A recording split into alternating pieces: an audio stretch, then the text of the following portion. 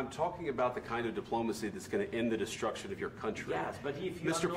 President, with respect, I think it's disrespectful for you to come into the Oval Office and try to litigate this in front of the American media. Right now, you guys are going around and forcing conscripts to the front lines because you have manpower problems. You should be thanking the President for trying to bring an end to this conflict. Have you ever been to Ukraine that you say what problems we have? I have been to. Come once. I've actually watched and seen the stories, and I know what happens is you bring them on a propaganda tour, Mr. President. Do you disagree that you've had problems bringing people into your military? And do you think that it's respectful to come to the Oval Office of the United States of America and attack the administration that is trying to prevent the destruction of your country? A lot of questions. Let's start from the beginning. Sure. First of all, during the war, everybody has problems, even you, but you have nice ocean and don't feel now, but you will feel it in the future. God bless. You don't know that. God bless. You God bless. You will not have a war. Don't tell us what we're going to feel. We're trying to solve a problem. Don't tell us what we're going to feel. I'm not telling you. Because you're in no position to dictate that. That's exactly what you're doing. You're in no position to dictate what we're going to feel. We're going to feel very good. You will feel influence. We're going to feel very good and very strong. You will feel influence. You're right now not in a very good position. You've allowed yourself to be in a very bad position, and he happens to be right about it. From the very beginning of the war. You're not in a good position. You don't have the cards right now. With us, you start having cards. I'm not playing cards. Right now, you don't. You're playing cards. Mr. President. You're playing cards. Serious. You're gambling with the lives of millions of people. You're gambling with World War III.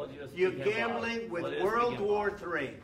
And what you're doing is very disrespectful to the country, this country, that's backed you far more than a lot of people said they should have. Have you said thank you once? This a entire lot of meeting? times. No, in this Even entire today, meeting, have you said thank even you? Today. You went to Pennsylvania and campaigned for the opposition in October. Offer some words of appreciation for the United States of America and the President who's trying to save your country.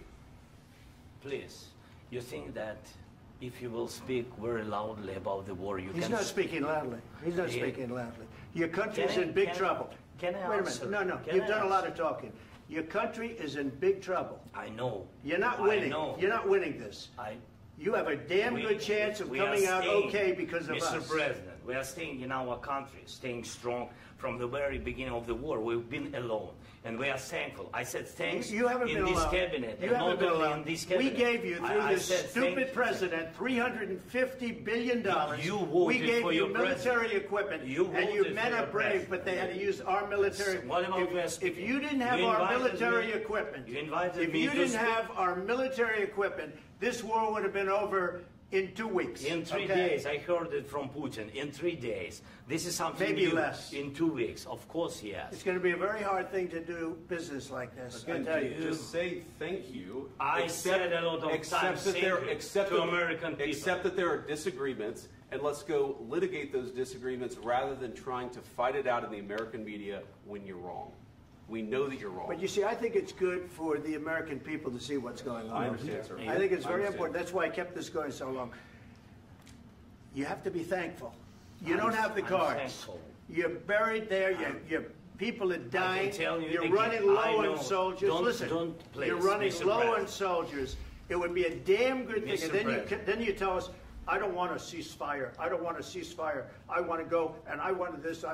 Look. If you could get a ceasefire right now, I tell you, you take it so the bullets stop flying and your men stop getting killed. Of course, we want to stop the war. But you're saying you don't want a ceasefire. But I said to you, I want a ceasefire. With guarantees. Because you'll get a ceasefire faster than an agreement. Ask our people about ceasefire, what they think. That wasn't with me. That wasn't with me. That was with a guy named Biden who was not a smart person. That was with Obama. It was your president. Excuse me. That was with Obama, who gave you sheets, and I gave you javelins. Yes. I gave you the javelins to take out all those tanks. Obama gave you sheets. In fact, the statement is Obama gave sheets and Trump gave javelins. You got to be more thankful, because let me tell you, you don't have the cards. With us, you have the cards. But without us, you don't have any cards.